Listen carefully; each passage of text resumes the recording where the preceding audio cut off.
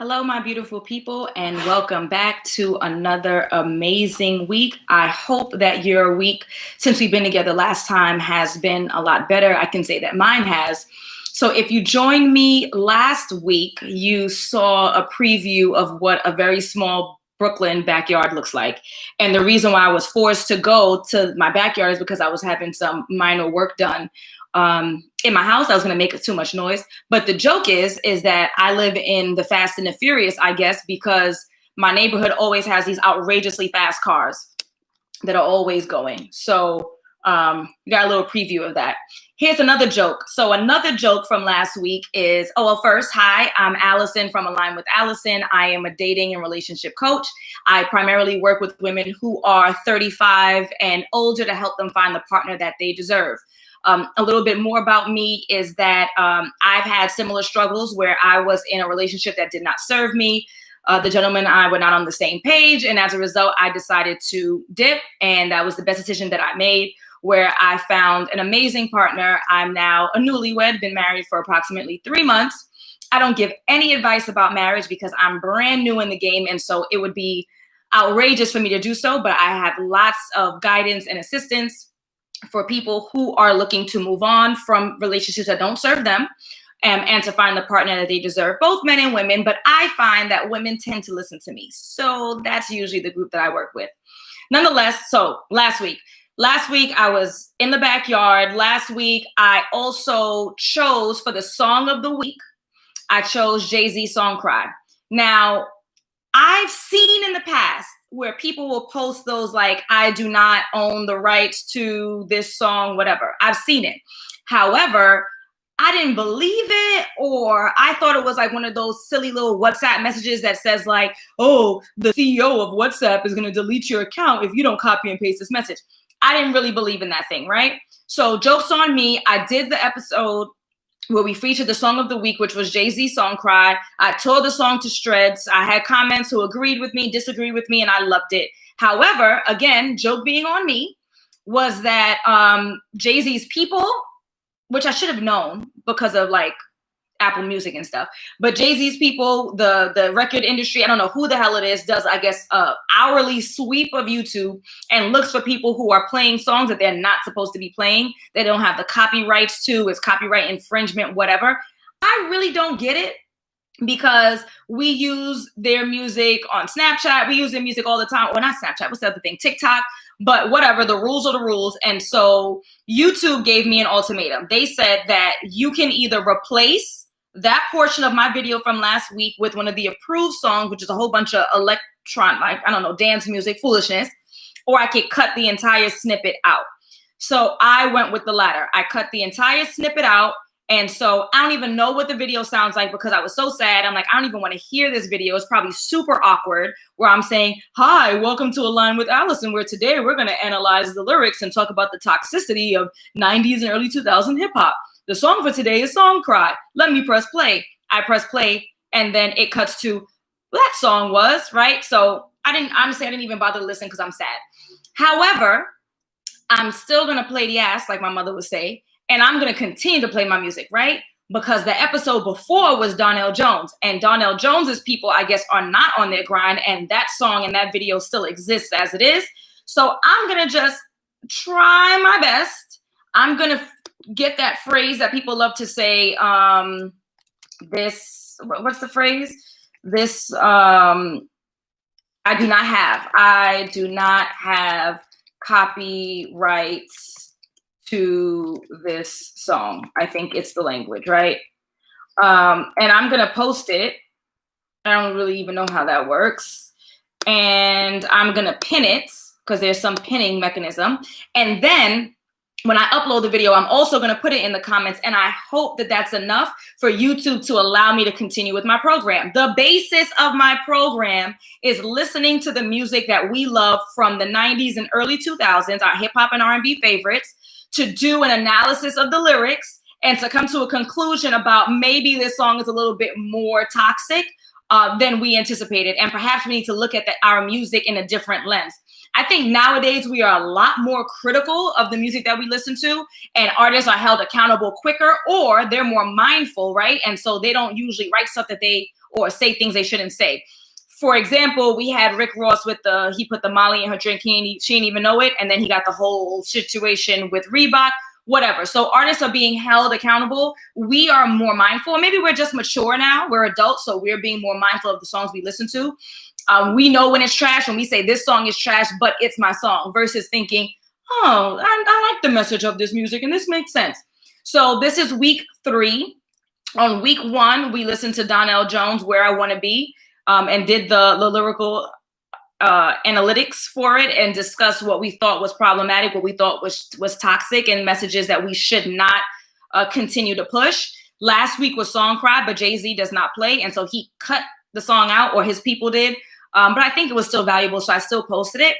And for this week, if you follow me on Instagram at Align with Alison, then you already know what the song is for the week. So the song for the week is by one of my favorite artists, still problematic, one of my favorite artists or groups, the Lost Boys from Queens. And the song is Me and My Crazy World. Now, you may not recognize the title of the song as it is, because even though the title of the song is Me and My Crazy World, which was the first single off of their sophomore album and the single that did the best on the album, because the song is fire, the production is fire, but the messaging now as adults is trash. So again, the title is Me and My Crazy World, but we probably call it amongst ourselves, like if we were talking to a friend, oh, remember that song from Lost Boys? In Love with Two Women. So all this time, like I've been talking about all week, the song that I'm going to release, and I spoke to my sisters about it, who are like my brain partners, my think partners, about what songs to do next. I have like 10 weeks worth of songs, so pray for me, because I like to make this program last like a year. That'd be 52 songs. But we were calling it like, I'm in love with two women, I'm in love with two women, I'm in love with two women. So before I did the homework, before I came to you all, I Googled it, so I can find out more information, so I can find like an image of the Lost Boys, so I could use it. Hopefully they don't sue me for that. But when I was doing my research, I'm like, oh, that's not the name of the song. The name of the song is Me and My Crazy World. And he is crazy. He is out of his mind. The Lost Boys are, and Mr. Cheeks is. And I really do like the Lost Boys, and I really love Renee, and I really love, what was that other joint? It had my mom's name in it, and me and my sisters would always laugh. And Freaky Tide, rest in peace, and all that stuff. But this song, he was bugging. So I'm actually going to start the song at the second verse. In the first verse, Mr. Cheeks, he describes the first girl, like the first woman that he's in love with. And then in the second verse, he introduces the second woman that he meets. And I think it's within the second verse that was the worst part. Again, I don't want to play the whole song, 1, because I don't want to bore you, and 2, I don't know if the YouTube bots like notice X amount of seconds before they alert it or whatever. I don't know how that process works. I could do my research, or y'all can help me, whatever. But I figured, let me play like the most important part in the hopes that it doesn't trigger things, or I hope that my comment of I do not have copyrights to this song or whatever saves me. But again, the premise of my whole show is analyzing music. So we got to listen to the music. I have my pen, I have my trusty notebook. And so I literally listen to the song again with all of you, and I write notes as to what I think is most problematic. I share them with you. I then read the comments that pop up. Please feel free to disagree with me. I love that, because I like to debate. I should have went to law school. But nonetheless, here is Lost Boys, Me and My Crazy World. But in the hood, what we know it as is I'm in love with two women. And it is starting on the chorus right before the second verse, which to me was the most problematic verse. So here we go. I can't escape this life that I'm living. I'm in the mix, I'm in love with two women. That's why your moms, I got two honeys on my arms, and I don't wanna let none of them go. Yo, I can't escape this life that I'm living. I'm in the mix, I'm in love with two women. That's why your moms, I got two honeys on my arms, and I don't wanna let none of them go. Now my next one, she lives out of state. I mean, the sex and conversation situation is great. Every time I hit it down, we make a date. And when it's time to change my story, can't wait. Now I can still remember when we first met each other. Exchange numbers, promise we won't forget each other. So the work is cool, that's cool. Yeah. I That's why a nigga went that rap. Uniform for a copper, shorty looking proper. She's out to get me, can't stop her. So I had to love her, yo, still good for her. Even got the better kicks on the strength for her. Yo, chatted, talked about see you later.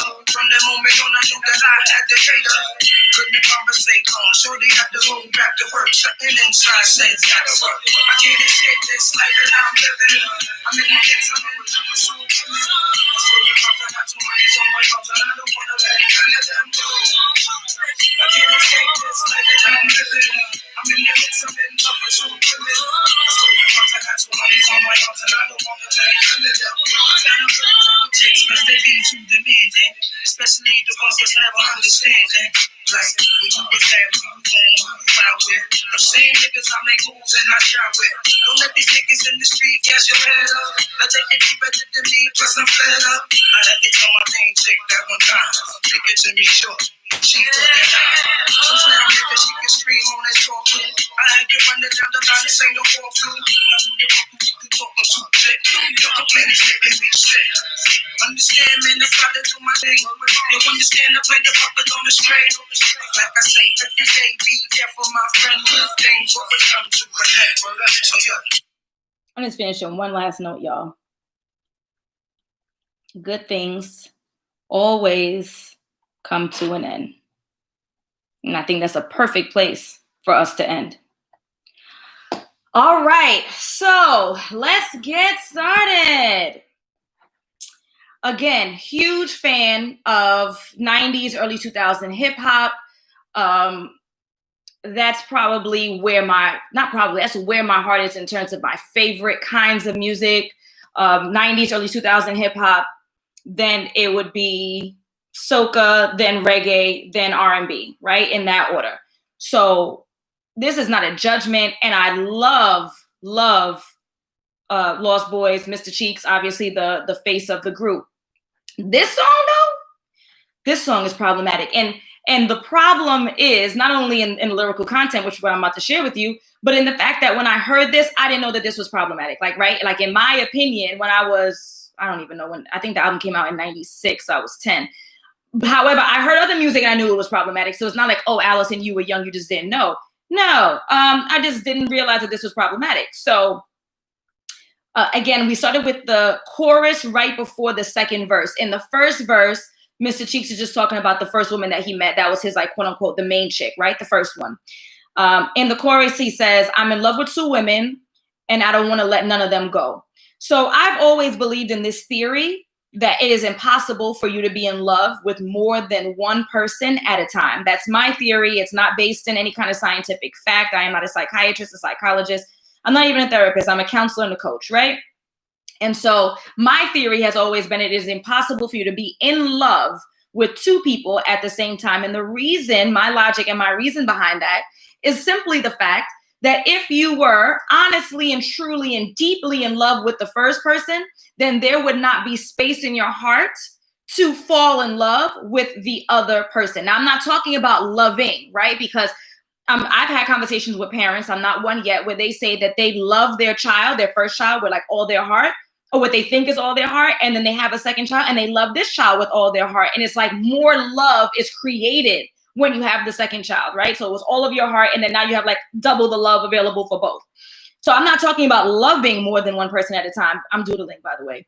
I'm talking about honestly being in love with two people. I don't believe that's humanly possible. I think that if you are so invested in this first person, that it would scare you to risk losing this amazing person that you're in love with. And so as a result, you would not even take the chance. You don't want to hurt this person you're truly in love with. You don't want to risk losing this person you're truly in love with. You are so engulfed in each other and the lives that you've built and the life you intend to build that you would not be in a position emotionally or logically to fall in love with someone else. So the line, I'm in love with two women, from the chorus is automatically problematic to me because I cannot imagine being in love with two people at the same time. And then he goes on to say, and I don't want to let none of them go, right? So back to the selfishness. he supposedly loves these women. He should want what's best for them, right? He should want no one to play them, no one to disrespect them, no one to take advantage of them. However, it is perfectly acceptable for him to supposedly be in love with two women. However, it is also acceptable for him to not want to let either one of them go. So is it about them or is it about him? Obviously, it's about him. In the second verse, he goes on to explain how he met the second woman, right? That she lives out of state. And then when they met, they exchanged numbers and they promised that they wouldn't forget each other.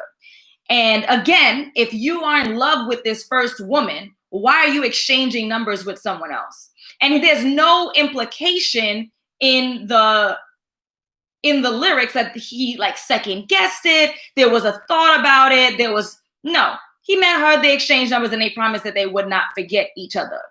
I'm going to put this on pause and go to the comments for a second. I have my good friend, dedicated subscriber, Brian Gadet, who says, this becomes problematic in the construct of monogamy. Yes, absolutely. So again, this is Alison's theory. This is not stoked in science. Alison's theory is that you cannot be in love with more than one person at a time. So those who are in a relationship with multiple women or multiple partners, multiple husbands, whatever, polyandry, whatever, they would disagree with me. They would also disagree with me in the fact that they think that that's acceptable behavior. I don't think that's acceptable behavior. But again, those are two different schools of thought. I don't disagree with anyone's relationship status once everyone in that relationship is aware of what's going on. But it is problematic, in my opinion, because I don't align with polygamy. So, so back to the lyrics. So out of state, they exchange numbers. He doesn't seem to have any kind of concern, or, he's not thinking about it. He's not, they exchange numbers, and they promised that they would not forget each other.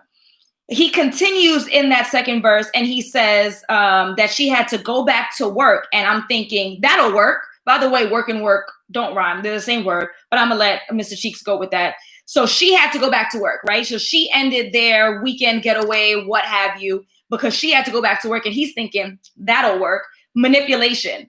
So using the opportunity of the fact that this woman is out of state, using the opportunity that she works hard. And he said that early in the verse too, something like she works and she goes to school and that's why he chose her. Which, by the way, I listened to Renee, which I love Renee, right? Lost Boys Renee. And my sister brought up some interesting points in regards to how much Mr. Cheeks continues to talk about how successful Renee was. Like before, we all know Renee, right? And we don't know Renee, but we know the song Renee. And we know that she gets shot at the end of the song and blah, blah, blah. But like the first two verses, all he's talking about is all of the accomplishments, all of the financial gains, all of like the come up that he's found with dating Renee. And again, so my sister said that they wanted me to talk about that song, but I don't think there's enough meat on the bones.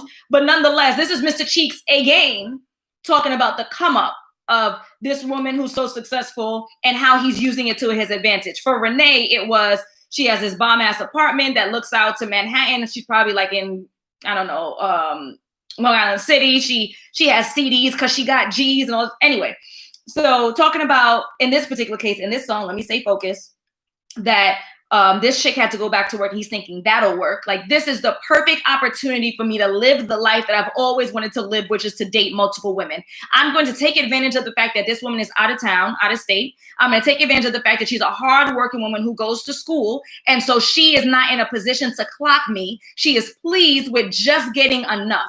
So let's talk about long distance relationships.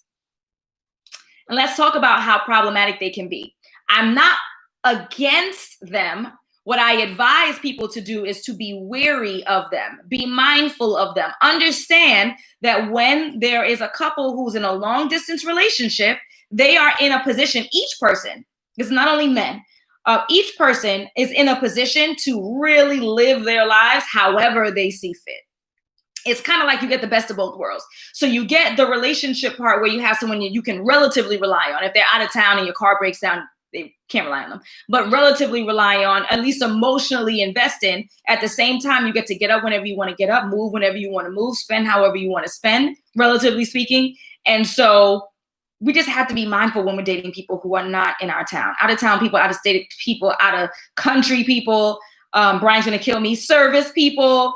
Be mindful, because he literally quoted in the song, Mr. Cheek says, she had to go to work, so I said, that'll work. I can use this opportunity to see other people, to date other people, because this woman lives far away and is so engulfed in work and in school that she's not minding my business, right? Which is her business. We continue into the third verse. I think it's the final verse, the verse that I played, where it goes into the chorus and the next verse begins. And then he says, that the original girl, the first girlfriend, the main girlfriend, the one we assume who lives in the same town as him, let's assume New York City, right? That she's asking him questions about who you with, where you're going. And he says that he's with his boys. And he has the audacity to have an attitude. She's asking questions about who he's with and when he's there. He lies to her and tells her that he's with his boys, which I assume is like the rest of the Lost Boys, right? Pretty Lou, Freaky Ta, the DJ, sorry DJ, don't hate me, something nice. So she asks, like, where you at? Where you going? You always out of town. He lies to her and tells her that he is out of town with his friends, with the boys, probably touring or whatever, and has the audacity to have an attitude.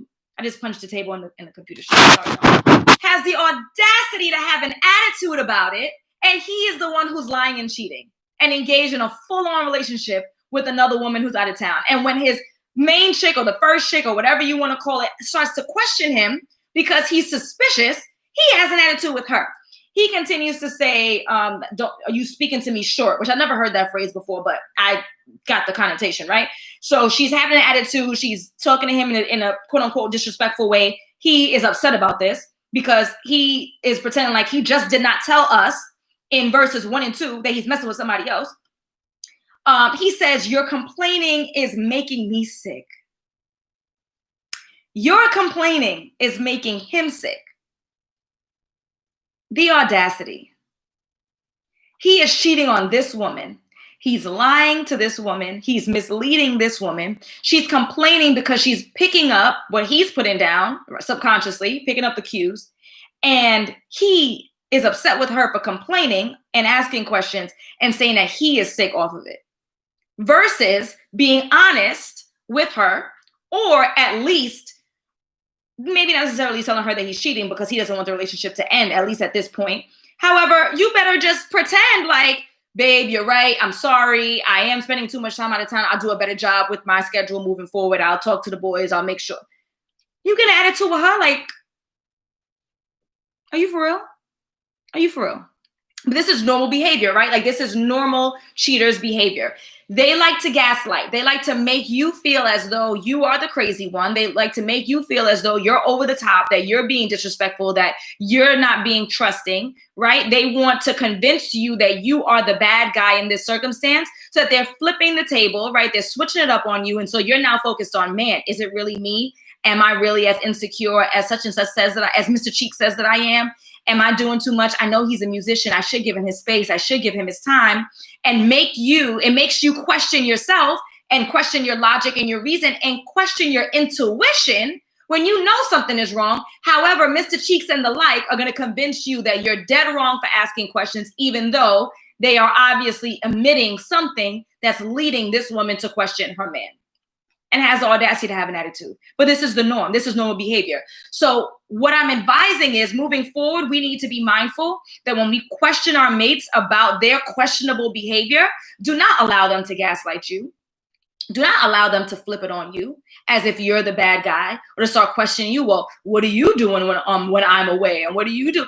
We do not allow that. You stick to the script. You stick to the facts of the case. Like if you're a lawyer, right? You share your concerns. You do it in a respectful manner, in a reasonable tone, right? Because if we ever have to get disrespectful, then that means that our intuition has already told us what it is, and then we need to dip, right? So you are going to approach your partner, this is your life partner, with your concerns. And if those behaviors don't change, you need to reconsider the relationship. We are not going to allow our potentially cheating mates to gaslight us and convince us that we're the crazy ones. And we're the ones with the low self-esteem, and we're the ones who are unsure, and we're the ones who are bringing in old baggage, when in reality, we're being reasonable human beings, we're being logical human beings, and as animals, we're tapping into our natural intuition. So the verse I played, there's another verse after it, but the last line in that verse says, good things always come to an end. Good things always come to an end. So let's start with the fact that he thought it was a good thing for him to mislead two adult women. He thought it was a good thing for him to be involved in a full-on relationship with two women without them knowing it. That's what he believed, right? He thought that this was a good thing because it was a good thing for him. But however, it was not a good thing for them, because obviously they were unaware of the fact that Mr. Cheeks is now dating two women and he's quote unquote in love with two women. So good things always come to an end. Good thing for him. However, again, if he truly loved either one of these women, how could he think that this was a good thing? Even good men who cheat, and they do exist. I would even argue that most men are good men. They're good human beings. They may not be good partners. They may not, some may not be good husbands. Some may not be good fathers. But I like to think, based on my college days in philosophy, that most human beings are good. So he thinks that this is a good thing. It's a good thing for him because he is a selfish bastard. So it is a good thing for him that he has the opportunity to date these two women, in their opinion, exclusively. But obviously he knows the fact that it's exclusive for them, but obviously not exclusive for him. So on that note, I'm going to turn it over to the comments. As usual, my amazing subscribers have placed some comments, so I'm going to go ahead and read them. One is a paragraph. Thank you, Brian, for that. Rap has always been a reflection of society. While it doesn't add to the negative narrative, the root cause is the conditioning of Black men in society and systemic racism that broke up the nuclear family. Sticking up for my bros. Excuse, but a solid one. All right, Brian. So I'm going to reread that because I need to break it down, right? I haven't had my coffee, and I don't even drink coffee. But rap or music or art is a reflection of society. That's arguable, right? But let's go with it and say that art is a reflection of society. Somebody's ringing my bell. Somebody ring my bell again, and I'm not going to answer it. So, yes, it may be a reflection of society, but do you then believe that society cannot be influenced by music? Because you're only playing it from one side. And the whole premise of my show is that music has an impact the other way, right? So yes, it's a reflection of society because human beings who are part of society are the ones who create the art. However, I would also argue that our art then is a reflection right back to us, where we are impacted and we are changed once we continue to digest the same types of art. Like you are what you eat and all that kind of stuff, right? So if I watch hours of YouTube around makeup, I'm probably going to learn how to apply makeup. I spend a lot of my time on podcasts, like specifically like entrepreneurial podcasts. So that continues to burn my flame, is because that's what I'm taking in. So it's not just that we are a reflection, rap or music is a reflection of society, but as a result of that reflection, I think that we also continue to ingest it and we start to accept the messaging that's in the music. While it doesn't add to the negative narrative, the root cause is the conditioning of Black men in society. So are you saying that Black men are conditioned to believe that cheating is acceptable, but white men, Asian men, every other kind of man does not? I just want clarity, because I thought that the movement was Black men don't cheat. So I just want to know, when you say that the conditioning of Black men in society, that cheating is an acceptable way to live and lying to your significant others is acceptable, I just need to know, are you saying that's exclusive for Black men or all men or people? Just if you can clarify that. And the systemic racism that broke up the nuclear family, that's absolutely true. There are documentaries about it in regards to like strategic destruction of the Black family. Rashim says, you are or you become what you choose to attain. Absolutely. So again, we agree with you, Brian, in the sense that rap is definitely, or music and art in general, is a reflection of society. But that art, I think, also reflects right back to us. And so as a result, we are impacted by the messaging that we continually hear. I was just listening to a live Instagram live yesterday of entrepreneur, a wonderful woman. Her name is at King Ashley Ann. I listen to her every single day. And she was speaking in regards to being flashy and how she gets a lot of negative comments in regards to people saying like, oh, you're so flashy, you're showing this high-end thing and you're showing that high-end thing. And there are a lot of people who are suffering out there and it's insensitive. And so her argument was that, yes, she does show off her high-end lifestyle, but she does a lot more of talking about how she got there. So she talks about coming from the bottom up, living in a trailer as a child in the country. I think she said she was from Arkansas, and how she was able to establish herself as she has a lot. Like she builds businesses in essence for people and for herself. So anywho, she says that if you're listening to music, a lot of the young ladies are listening to music, and what they're learning in the music that's coming out right now, which is arguable because I think that Kim did it too, Fox did it too. Then you get Nicki, and then now you're up to the City Girls and stuff like that. But nonetheless, her argument is that as these young girls keep listening to this music, they're being taught that they have to hustle men in order to have a come up. They have to take advantage of men. They have to drug men. They have to rob men. They have to use their body. They have to use sex in order to get the Birkin, in order to get on a yacht, in order to do whatever. So she said that she purposely flashes all of her financial success, as well as teaches how to get there, so that these young girls can not only relate to the music that they're listening to and think that the only way that they can have financial success is off of the back of or taking advantage of men. They can do it themselves. I say all that to say that music is a reflection of society, but music also has an impact on how we behave. Brian continues to say and clarify his earlier point where he says, not exclusive. So that goes back to the root cause of the conditioning of men in society. So not exclusively Black, but has been strategically targeted, I assume, to focus on Black men for purposes derived in racism. Yeah, so we could go on for days in regards to how racism, how systemic racism, how racism in America impacts people, impacts Black people, impacts the Black man. But for the sake of this now 2 minute and 40 second going over on the live, the point is that the writers of this song, which I assume is Mr. Cheeks, really grinded my gears with that verse. It wasn't even the cheating that bothered me the most, but the fact that when his first girlfriend noticed that things were problematic, that he really had the audacity to catch an attitude with her and seemingly break up with her. That's what it seemed, at least from the lyrics, that all good things come to an end. He ended the relationship with her because she had the audacity to question his moves. I would dare say that from the beginning that he was never in love with her. One, because that's my general theory. You cannot love two people at the same time. And then secondly, instead of him perhaps ending the relationship with the second woman and trying to quell the concerns of his first girlfriend, he ended the relationship.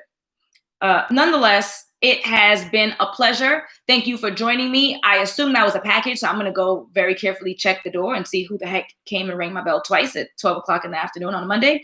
And I hope that you guys enjoyed this video. Please, please, please, please, it is absolutely free to like this video, to share it with a friend, and to also subscribe. So please continue to do so I can continue to deliver some amazing and unique content, because I don't think anybody else is doing this. I think this is a unique idea for me. Also, please follow me on my Instagram at Align with Alison, on my Twitter at Align with Alison, on my Facebook at Align with Alison. I also just dropped a brand new ebook. I'm so excited about it. It helps people to deal with being single during the holidays. So how to deal with being single during the holidays, how to deal with being single during the holidays, how to deal with being single during the holidays. The link is in my Instagram bio, as well as it has its own website, which is singleduringtheholidays.com. It is a quick read. It's only 7 pages with lots of photos. So again, singleduringtheholidays.com. The link is also on my Instagram bio at Align with Alison. Please feel free to connect with me. And again, please like this video. It is absolutely free to do so, and it will take you a nanosecond. Please share it, please subscribe, and I will see you next week. If you'd like a preview of the song that we will be analyzing next week, follow me on my Instagram. I always drop a preview of the song, either the night before or first thing in the morning on Monday, so that you can listen to the song and come up with your own conclusions. And actually, maybe we could play a game as to what you think I'm gonna say in advance, so you can be prepared to counter it. Yes, Mr. Slack, thank you for joining us, and thank you for putting my @ in the comments, @Align with Alison, ALIGN with Alison. And yes, it will take you a nanosecond. Love you all. Adios.